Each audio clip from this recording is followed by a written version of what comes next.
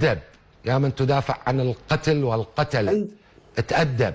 زين، أنا تحدثتك بكل احترام فتأدب. أنت يكفي أنك تخدم، يكفي أنك الآن تخدم في مكان معروف ما هو. تأدب. أنت معروف كم هو سعرك. تريد أحدثك ما تتقدم في مكانات وتتنقل من مكان إلى إلى آخر. عن تاريخك. تريد أحدثك عن تاريخك وش كنت عيب هذا الكلام. يلا نتحدث عن تاريخي وأنا أتحدث عن تاريخك. ايه تأدب عبد الكريم. خلينا نوضح للناس منو تاريخك، شنو تاريخك وشنو تاريخي. يلا يا ولد، هذا حوار ما يصير يسمعوا الناس. انت ما مؤدب كيف تأدب. ما يشرفني بعد احكي ويا واحد تافه. تأدب يا عبد الكريم. 10. تأدب يا بوق السلطة. تأدب يا بوق القتلة.